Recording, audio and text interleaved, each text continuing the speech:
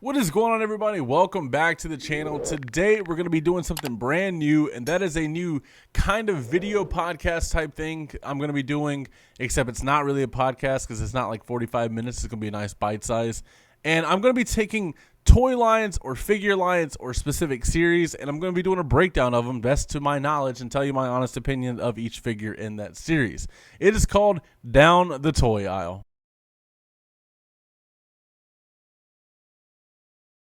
All right, so for the first episode of Down the Toy Aisle, I figured it would be a nice place to start with WWE Elite Series 1. This was on store shelves January 1st, 2010, 15 whole years ago at this point. So it's kind of insane. Now, like I said, these were ready to hit store shelves with the new year, except one of these figures did not make it. Now, I was not collecting at this time. I kind of fell out of love with wrestling in 2009, picked back up about 2012, 2013. So I missed when this switch initially happened. But that Jeff Hardy right there that you see on the screen did not come out when it was supposed to. It actually, Jeff Hardy got fired in 2009 towards the end of the year. And this bad boy never came out. It was finally released in 2018 in the Entrance Great set, which we all remember that. Those were a really good set that came out. And I think Kurt Angle was in the first series with him when they kind of relaunched that set. So even though we did not get this in 2010, which would have been absolutely unreal for Elite Series 1, we did get it 8 years later. So it sucks we had to wait so long, but it was worth it in the end. But this guy came with the cloth towel. He came with the Jeff Hardy tank top. And I think that's only the accessories that you get.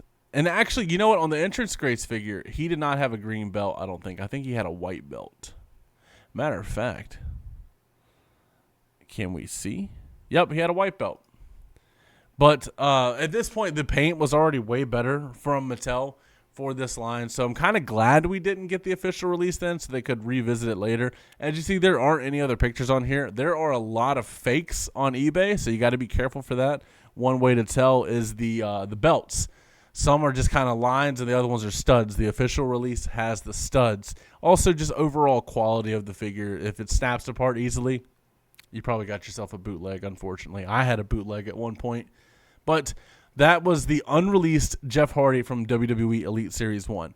Well, next up in that line is MVP. Now, whether you love or hate MVP, he has had 4 WWE Elites from Mattel, and they're all pretty insane. You have this one, and then you have basically the same thing, but it's the red attire with no sleeves, so you get all the tattoo detail, but it's the same head scan, I think. Yeah.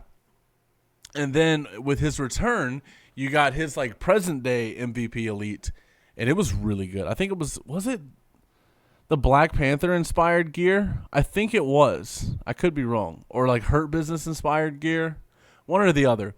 And then his Ruthless Aggression figure, which is one of my favorite Mattel Elites like in general. But this blue and black one looks really, really good.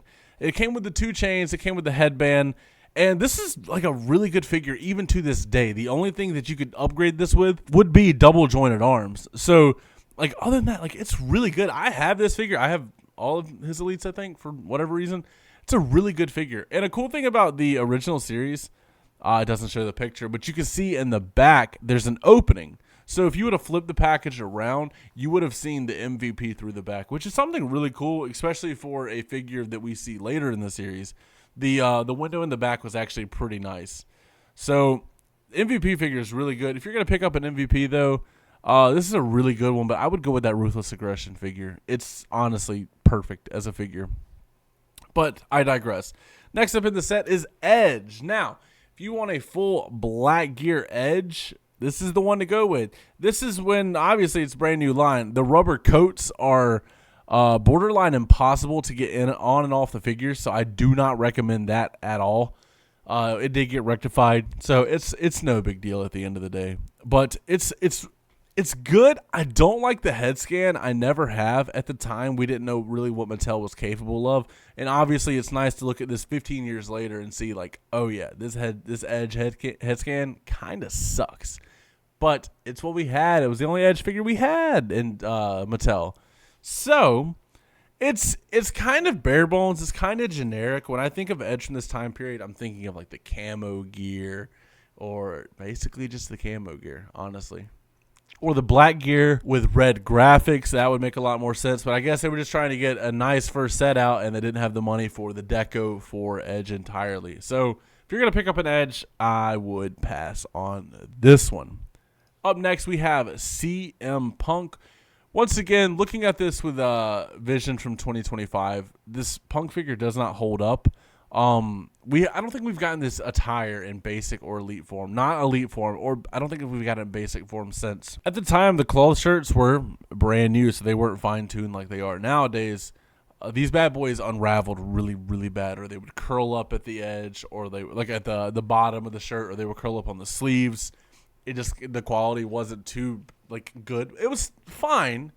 It just didn't hold up over time, and that's fine. But this shirt is really cool. It's a nice CM Punk shirt. We don't see it a lot. Everybody always talks about the ringer tee, but this one's really nice. It's just a standard CM Punk figure. The head scan is all right. This is before he got all the chest tattoos. Obviously, you can't have the Pepsi and Cobra tattoo on here, so it's missing on the shoulders. It's a solid CM Punk figure.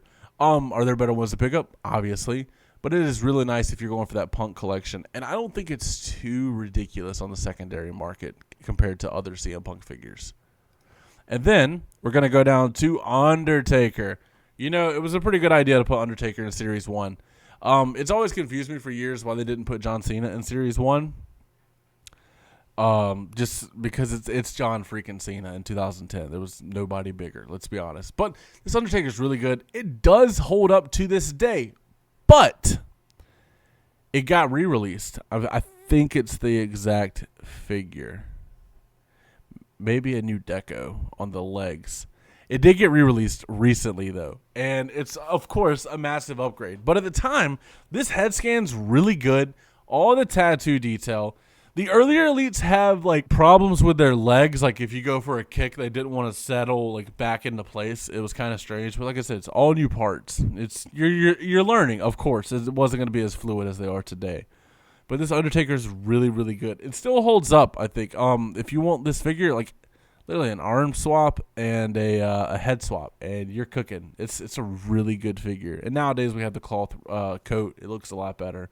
But this Undertaker is pretty sick. I would recommend picking up. It's from No Way Out 2009. And then the final figure from the set that made it to shelves is Rey Mysterio. Now, this is where that back window comes into play.